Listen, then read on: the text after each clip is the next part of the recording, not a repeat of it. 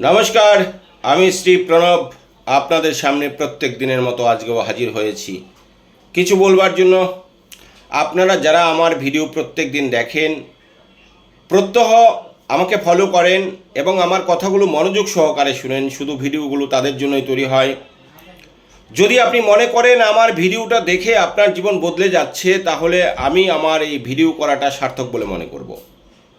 যদি মনে করেন আমার ভিডিও দেখে আপনার জীবনে প্রত্যেকটি কথা আপনার জীবনকে সাফল্যমণ্ডিত করার দিকে নিয়ে যাচ্ছে, তাহলে আমার জীবন সার্থক মনে করব। আমার ভিডিও দেখে আপনি যদি ইন্সপায়ার হয়ে আধ্যাত্মিক জগতের দিকে উন্নতি হন, তাহলে আমার জীবনকে আমি ধন্য মনে করব।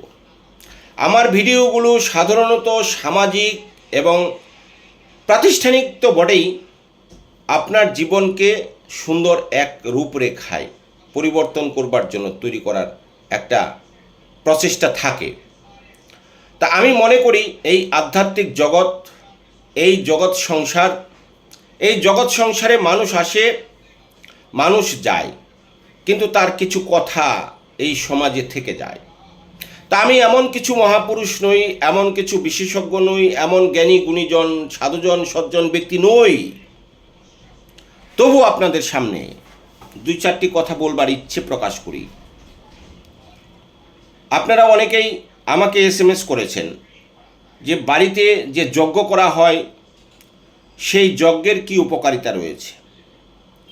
এটা সম্পর্কে আমি পূর্ণ তথ্য হয়তো দিতে পারবো না, কারণ যারা পণ্ডিত ব্যক্তি রয়েছেন, যারা এই বিষয়ে বিশেষজ্ঞ রয়েছেন, তারা খুব ভালো করে এটার সমস্ত কারণ তারা বলে দিতে পারবেন। তবে আমি যতটুকুন জানি ততটুকুন আপনাদের সামনে আজকে নিশ্চিতভাবে আলোচনা করব। আপনি যখন বাড়িতে একটা যজ্ঞ করবেন বলে ভাবছেন, সেটা দেখতে হবে কি যজ্ঞ করবেন, আপনি কি উদ্দেশ্যে যজ্ঞ করবেন। যজ্ঞ মানে হোমে আহুতি। আপনি কি আহুতি দেবেন? আপনার মনের যে পাপ, যে বিষণ্ণতা, যে হিংসা, যে দেশ, যে বারবারন্ত, যে মিথ্যা প্রতিশ্রুতি, আপনার মধ্যে যে খারাপ বিবেক, সেটাকে আপনি বিসর্জন দিতে চাইছেন, সেটা আহুতি দিতে চাইছেন। স্পষ্ট করে বলতে হবে আপনি কি বিষয়ে যজ্ঞ করতে চাইছেন। শান্তি যজ্ঞ, কি বিষয়ে আপনি শান্তি চাইছেন? মানে আপনার বাড়িতে ঝগড়াঝাঁটি অশান্তি সর্বক্ষণ লেগে থাকে, আপনার সন্তান কথা শুনে না, স্বামী স্ত্রীর মধ্যে ঝগড়াঝাঁটি লেগে যাচ্ছে, সংসারে আয় উন্নতি নেই, ঈশ্বরের প্রতি ভক্তি শ্রদ্ধা একদম কমে গেছে, আপনি যতই রোজগার করছেন সেই রোজগারে আপনার সংসার কোনোভাবেই চলতে পারছে না। আপনার উদ্দেশ্যটা কি? কি উদ্দেশ্যে আপনি যজ্ঞ করতে চাইছেন সেটা দেখতে হবে। মাঙ্গলিক কাটাতে চাইছেন, আপনাকে কোনো জ্যোতিষী, আপনাকে কোনো বিশারদ, আপনাকে কোনো আচার্য কেউ বলেছে আপনার সন্তানের মাঙ্গলিক রয়েছে? আপনার সন্তান এই মাঙ্গলিক না কাটালে তার বিবাহ বিচ্ছেদ হতে পারে, তার পড়াশোনায় অমঙ্গল হতে পারে, তার মৃত্যু পর্যন্ত হতে পারে, এরকম কিছু আপনাকে শুধিয়েছেন? আপনি কি কারণে যজ্ঞ করতে চাইছেন সেটা আগে স্থির করতে হবে। পরামর্শ চাইলে আমি পরামর্শ দিতে পারি, আমার যতটুকু জ্ঞান রয়েছে, আমি যতটুকু জানি, আমি ততটুকুই আপনাদের বলতে পারবো। তবে বিশেষ কথা আপনাদের বলে রাখি, সার্বিকভাবে যে যজ্ঞই আপনি করুন না কেন, যজ্ঞের কিন্তু একটা ফল আসে। প্রথমত আপনি মনে রাখবেন, এটা বিজ্ঞান বা আধ্যাত্মিক দুই দিক থেকেই এটার গ্রহণযোগ্যতা রয়েছে। কারণ আমরা যে যজ্ঞ করি তার মধ্যে কোনো প্রথমত সমস্তটাই ভেষজ থাকে।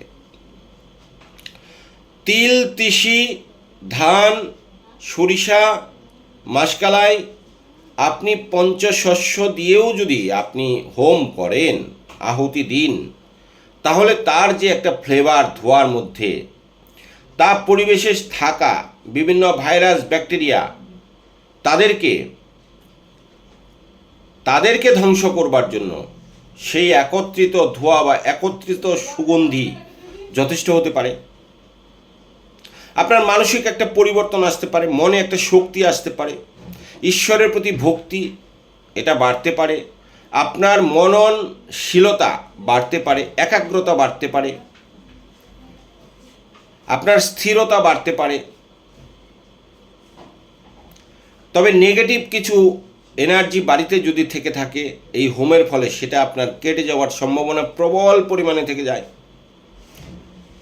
আপনি যদি যে যজ্ঞ অনুষ্ঠান, সেই যজ্ঞ অনুষ্ঠানে নিশ্চিতভাবে ঘি, মধু, কর্পূর, দুধ, কলা, পান ইত্যাদি সামগ্রী সেখানে ব্যবহার করা হয়, সেই সমস্ত দ্রব্যাদি সম্পূর্ণই ভেষজ এবং প্রাকৃতিক।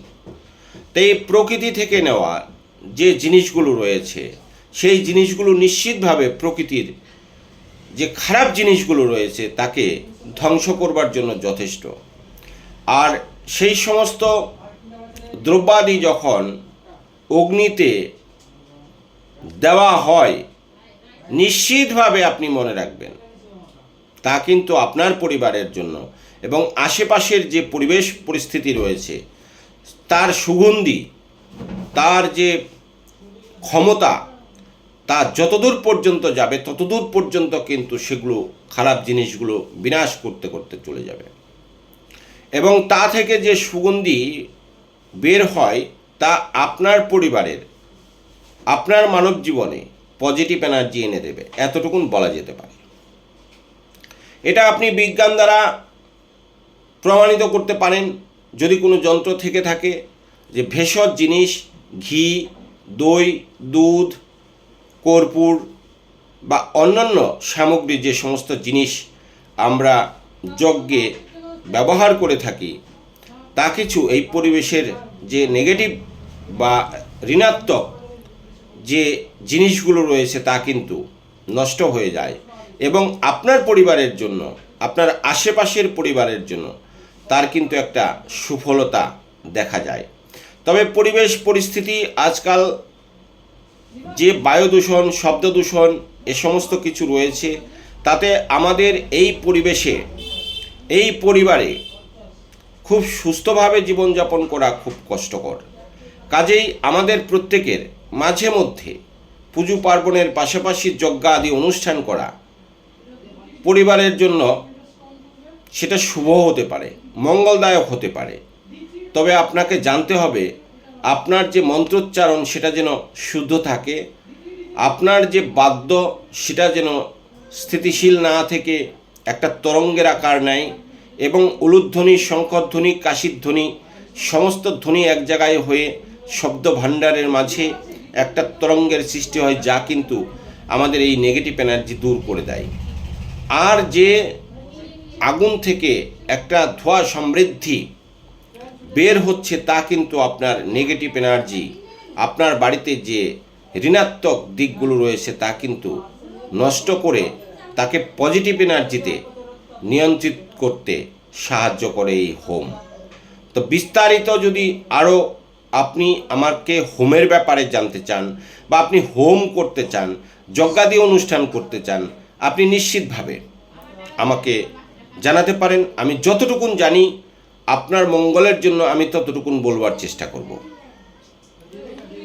আমি আধ্যাত্মিক বিষয়কে বিশেষভাবে প্রাধান্য দিয়ে থাকি, বিজ্ঞানকে আরও বেশি প্রাধান্য দিয়ে থাকি, কিন্তু বিজ্ঞান এবং আধ্যাত্মিকতার সমন্বয়ে যে সৃষ্ট সমাজ ব্যবস্থা, তার মধ্যে নিশ্চিতভাবে আমাদের সকলকে বেঁচে থাকবার জন্য আরও বেশি অনুপ্রাণিত করে এবং আরও বেশি আমাদেরকে সুন্দর জীবনযাপন করতে সাহায্য করে। কাজেই এই সমস্ত অনুষ্ঠান মাঝে মধ্যেই আপনার পরিবারে, আপনার আশেপাশের পরিবারে যদি করা হয় সুষ্ঠু এবং সেটা নিয়ম অনুযায়ী, তাহলে নিশ্চিতভাবে আমাদের সমাজের কল্যাণ হবে, আমাদের পরিবারের কল্যাণ হবে, সকলের কল্যাণ হবে। সবাই ভালো থাকবেন, সুস্থ থাকবেন।